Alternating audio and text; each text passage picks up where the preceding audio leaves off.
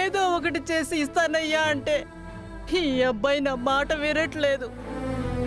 ఇప్పటికిప్పుడు ఇల్లు ఖాళీ చేయాల్సిందే అని నా సామాన్లన్నీ బయట పడేస్తున్నారయ్యా. ఊరుకోమ్మా, నేను వచ్చేసినాను కదా. మీరేంటి ఇంకా చూస్తున్నారు? పడేయండి బిన్నా. ఏయ్ ఏయ్ పెట్టాడా పెట్టా. వానా నీకేంది బాడీకి కట్టాలి అంతే కదా. ఆ 2 డబ్బులు నేను ఇస్తాను, ఇడిచిపెట్టుకోండి. ఏ నెల ఇంకా 2 నెలలు అద్దె అనుకుంటున్నావేమో. 6 నెలలు అద్దె కట్టాలి ఆవిడ. కొడుకు చచ్చాడు కదా, పాపం పోనీలని మేము ఎన్నాళ్ళు చూసాం.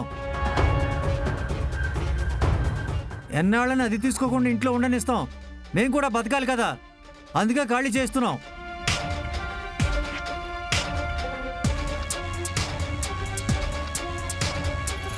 ఆ 6 మాసాల అద్దె నేను ఇస్తాను. అదే కాదు, ఇంక నుంచి ప్రతి నెల అద్దె నేనే ఇస్తున్నాను. ముందు ఆ సామాన్లన్నీ బయటపడేద్దని చెప్పునా. నువ్విస్తావా? నువ్వెవరు కాబట్టి?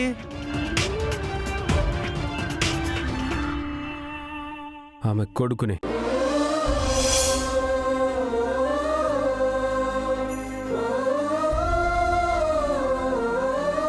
నేనెప్పుడు చూడలేదే.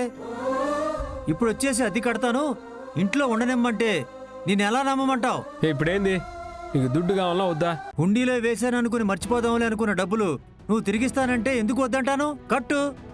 అంత డబ్బు నా సామి అయితే మొత్తం 6 నెలల అద్దె ఇప్పుడే కట్టు.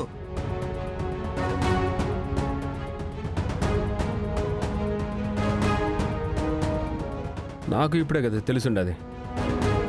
ఇప్పటికిప్పుడంటే అంత దుడ్డు లేదు. నాకు వారం దినాలు టైం ఇచ్చినారంటే నేనే తెచ్చిస్తున్నాను. చెప్పాను కదా, నువ్వెవడో నాకు తెలియదు, నీ మీద నమ్మకం లేదనే.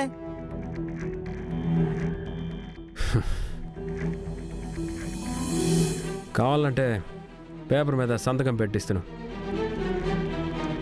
నేను ఇస్తానని చెప్తున్నాను కదా. నేను చెప్పిన టైంకి లేదంటే ఆ పొద్దుటనే ఖాళీ చేద్దరు. ముంగడైతే వీళ్ళని తీసుకుని నేను నుంచి పోండి. రాము, ఆ డాక్యుమెంట్స్ తీసుకురా.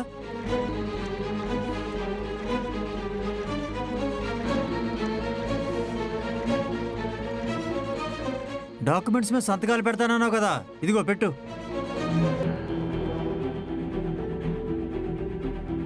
బాబు వద్దులే అయ్యా, ఏదో ఒకటి చేసి నేనే కట్టుకుంటాను. నువ్వు ఉండుమా.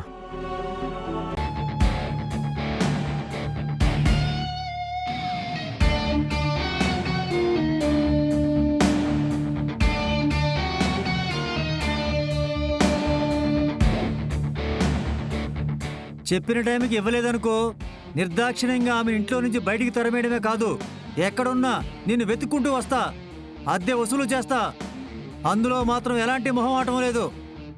ఆమె నవతలకు పంపించే పరిస్థితి అయితే నేను రానియనులే గానే, మీకైతే రాసిచ్చినాను కదా, ఇంకా చూస్తాండారేమే. పోండి. రే రండ్రా.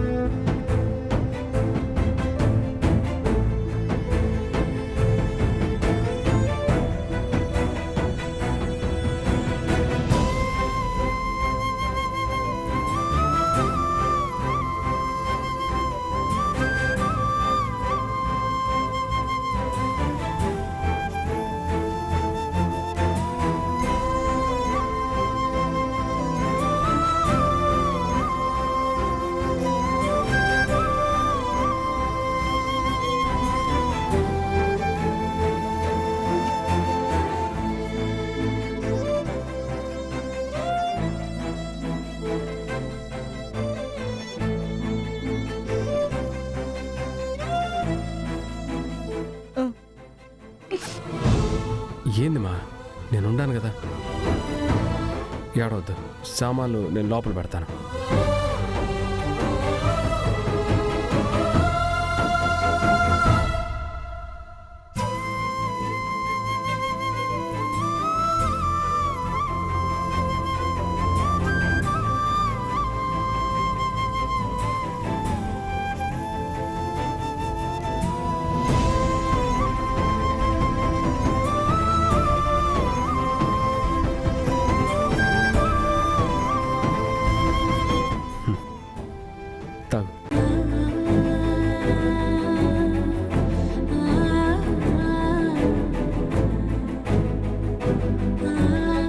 సరే అమ్మా, నేను వస్తాను.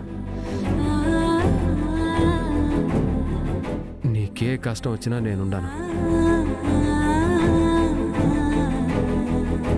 బాబు,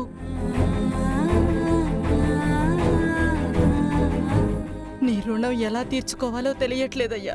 సమయానికి వచ్చి రోడ్డు మీద పడకుండా నన్ను కాపాడావు. ఎందుకుమా నీకింత కష్టం? ఆ పొద్దు నీకేం చెప్పుండాను? నీకేం అవసరం వచ్చినా నీ బిడ్డ లెక్క నేను ఉండాను మా అన్నగా.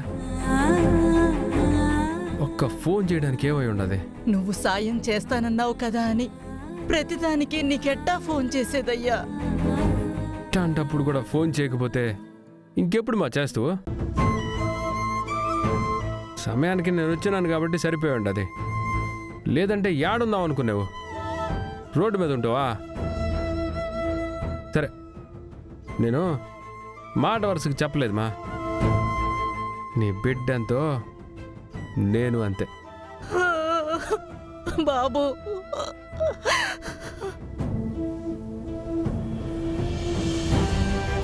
నీ బిడ్డుంటే నీకే కష్టం రాకుండా ఏ మాదిరి చూసుకుంటాడో అట్ట నేను చూసుకుంటున్నా. కన్న బిడ్డలు ఈ రోజుల్లో పట్టించుకోవట్లేదు. అలాంటిది ఈ ముసలిదానికి నిజంగా నువ్వు అండగా నిలబడతావా అయ్యా? నిలబడతానమ్మా, అది నా బాధ్యత కదా. నీకు ఈ కష్టం ఎవరు వల్ల? నా వల్లే కదా.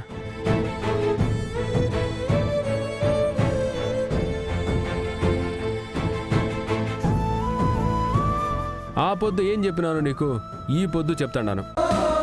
నువ్వు నోరు తెరిచి అడగాలే గానే నా ప్రాణాలు కూడా సంతోషంగా ఇస్తున్నా నీకు. బాబు, నన్ను నీ బిడ్డనే అనుకోమా. ఏదన్నా అవసరం అయితే నీ బిడ్డకి ఎట్టా చెప్పుకుంటావో నాకు అట్నే చెప్పుకో. నన్ను అడుగు. బయట ఉండి బ్రతులాడుకున్న మాదిరి అవతల ఉండి అప్పడిగిన మాదిరి కాదు. నా బిడ్డ నా హక్కుతో అడుగు. ఒరే చిరు, నాకు ఇది కావాలరా అని గట్టిగా అడుగు. నువ్వు అడిగింది ఏదన్నా సరే నేను చేస్తున్నా. ఇక నుంచి వీటంతా బాధపడాల్సిన పని లేదు. అసలు ఇప్పటిదాకా నీ గురించి ఆలోచించకపోవడం నాదే తప్పు. ఇక నుంచి నీ బాధ్యత నాదే. బాబు, ఈ ఇంటి అద్దెలు ఇవన్నీ నేను చూసుకుంటాను. నువ్వు ప్రశాంతంగా ఉండు చాలు. బాబు.